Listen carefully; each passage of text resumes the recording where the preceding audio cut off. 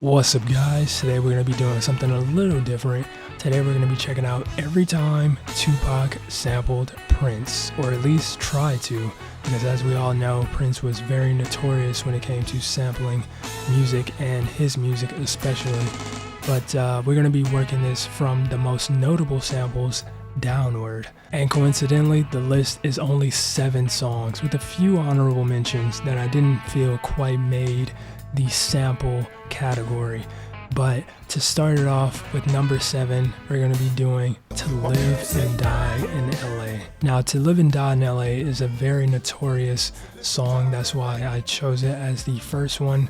I feel like many people know that this song is a sample of a Prince song.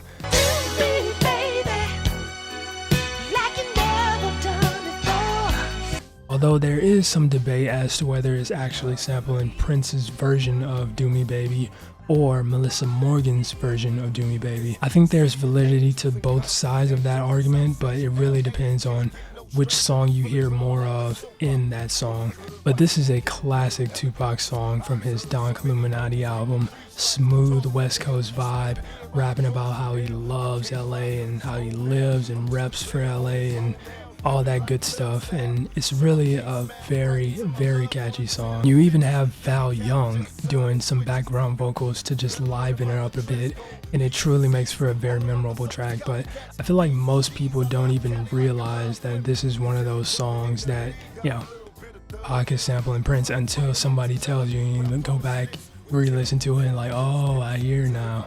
But even for me, I feel like it was a very low-key sample. Like, you don't really think that it's sampling anything, to be honest, until you really listen to it. But yeah, that's number 7. Okay, and at number 6 we have Hearts of Men from All Eyes on Me. This is another pretty notable sample.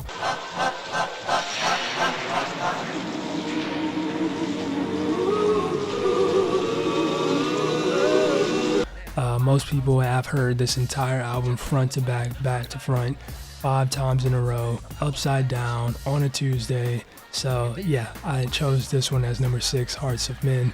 This one is obviously sampling Darling Nikki. It's probably not too noticeable for like the, average, Prince fan who's only heard Little Red Corvette and Purple Rain, but yeah, this one is definitely there. And the song itself is a very just hard-hitting, raw energy, angry, aggressive Tupac song, to say the least. Also, it's a very brief sample. It only occurs within the first 10 or so seconds of the song playing, and that's about it. It briefly makes an appearance and then is gone forever for the rest of the song. And yeah, it's an interesting, cool sample, but it's not like a To Live and Die in LA sample where the entire sample is being used throughout the song. It's only used during the opening and that's it. But it's still a pretty cool sample. But the song itself is pretty cool. I definitely enjoyed the sample usage produced by the one and only DJ Quick. And yeah, I think it definitely makes for a very memorable track from that album. And yeah, that's my number 6. Okay, and at number 5, we have What's Your Phone Number from All Eyes on Me. You guessed it. This one is admittedly not my favorite Tupac song, I will not lie. But the sample, I mean, anytime you sample 777-9311,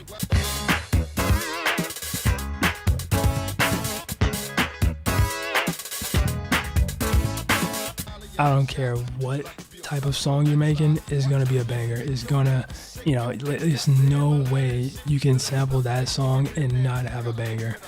But yeah, lyric wise, it's not my favorite. It's definitely more so on the raunchier side of things. But I mean, at the end of the day, it is a really, unique sample and a unique song from Tupac as well. Definitely one that felt the most experimental from that album, in my opinion. But I don't know, pretty chaotic to say the least. But yeah, this one obviously sampling the Times 777-9311, albeit it's essentially a Prince song. It's just one that he wrote under the moniker of Jamie Starr or Joey Coco or one of the many other monikers he was known for. But yeah, it's essentially a Prince sample. Okay, and at number 4, we have Pox Life, the original version. Now we're starting to get into the nitty-gritty of things. Now this song has been released officially, but it does not contain the sample, but the original version did. And I'm assuming that's why it was taken out of the release version, because they couldn't get the clearance for it. But yeah, this one, obviously, given the title of it, is sampling Pop Life.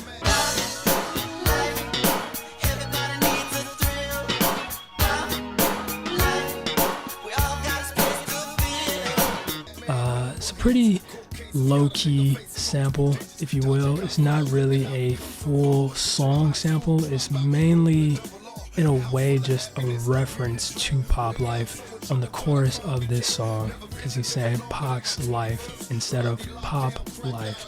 But yeah, it's a pretty cool song. I enjoy it from time to time, but it's not anything super memorable. But yeah, it's an interesting song. I like the lyrics and just the overall, resilience that he has, the survival in the face of fame, hate, industry type of feel that this song is. And it's a pretty, authentic feeling song.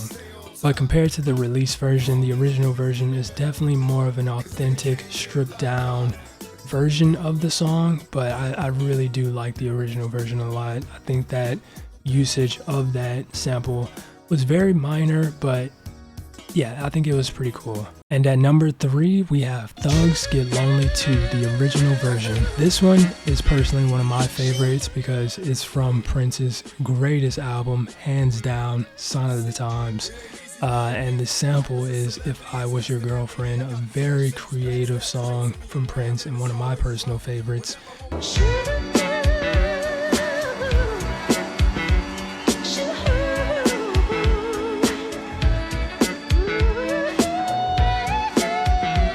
But yeah, this song uses that sample for the chorus, and I think it really delivers. I think it's a pretty well thought out sample. It's nothing too, creative, but it is a really cool sample. And I think, once again, it just shows how much love that Tupac had for Prince and the type of artist that Prince was, that even someone like Tupac would be sampling his music. It just, when you think about it without any context, it doesn't feel like something that ever would have happened. But here it is, and it happened. Now, there is an officially released version of this song on Eminem's critically acclaimed Loyal to the Game album. That was sarcastic.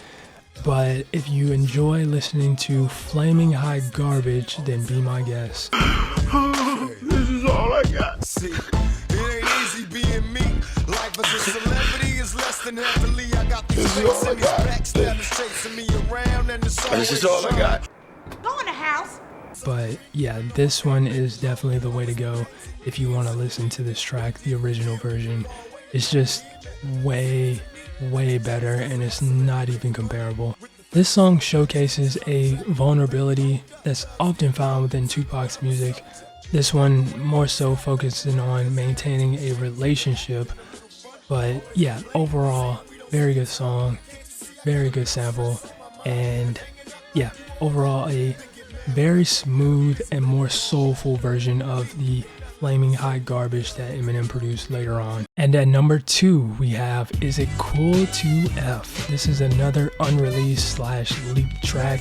Half of the songs on this list, if not more than half, are unofficial or unreleased leaked songs. But yeah, this is another one that not too many people know about, hence why it's further down the list. This one is sampling Get It Up by The Time, which is essentially, like I said, with What's Your Phone Number, a Prince song.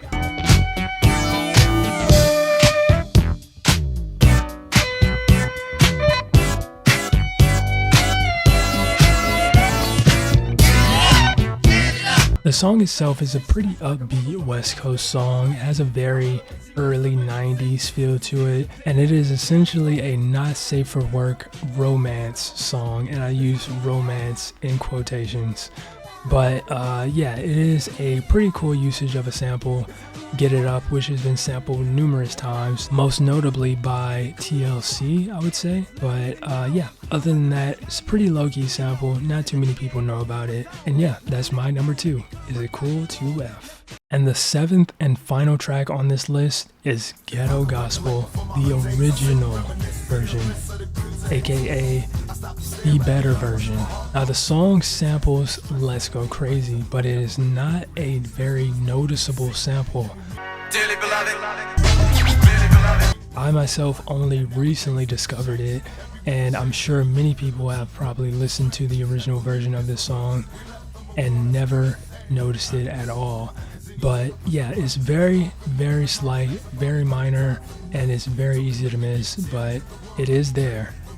And the original version of this song in general just has a completely different feel to the remixed version with Elton John. The original version of the song is more raw and poetic and definitely has more social commentary scattered throughout.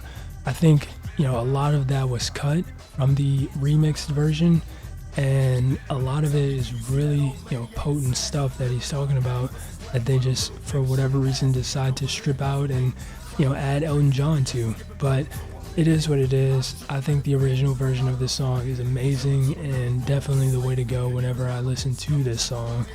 But yeah, now on to honorable mentions. Okay, so for the honorable mentions category, these are the songs that weren't necessarily samples, but more so references or hearsay. So at number 1, we have I Get Around. Now there is a slight reference to The Ladder by Prince in one of Tupac's verses.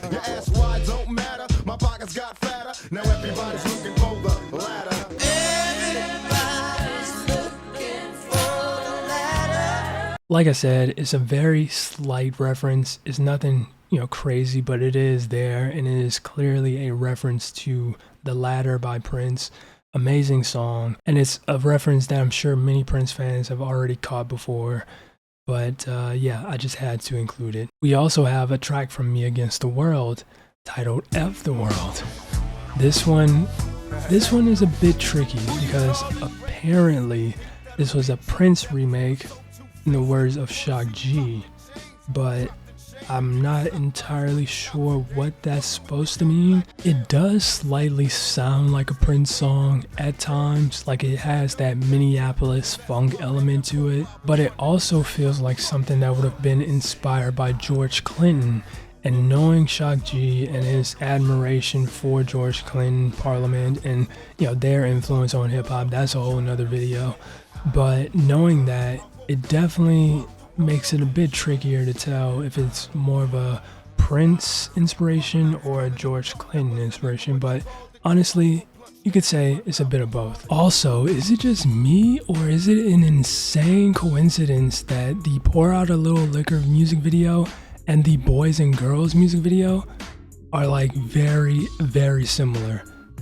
Like insanely, well, I guess not insanely similar, but the fact that they're both black and whites taking place in like that 50s, maybe even 40s era. I'm not even entirely sure which era is trying to replicate, but the fact that both of those music videos are kind of mirroring that era, and just like looking at both of the music videos, like it just hit me like, what if, what I mean? Like, especially considering, the amount of respect he had for Prince, I think it's definitely not out of the question that it was, inspired at least by that music video. And I do understand that a lot of, artists and groups do often, mirror that era with songs and music videos and whatnot, but no way this is all just a simple coincidence. They both happen to have like the black and white music videos, of that era. And just, no, there's no way. It's absolutely no way. But yeah, I think that, at the very least, he thought of that music video and was like, you know what, let me do something, somewhat similar to that, and boom. But maybe I'm all wrong. Maybe this is just, me overthinking it. But I think there's definitely a little correlation between the two. But yeah, that was Everytime Tupac sample Prince. All 7 to be exact. But yeah, I really enjoyed making this video. I thought it was a very fun idea and something that I've wanted to, do for a while now. But yeah, hopefully this came out good. And if you guys enjoyed it, like always, make sure you smack the like button, subscribe if you're new. That being said, much love, stay safe, and peace out.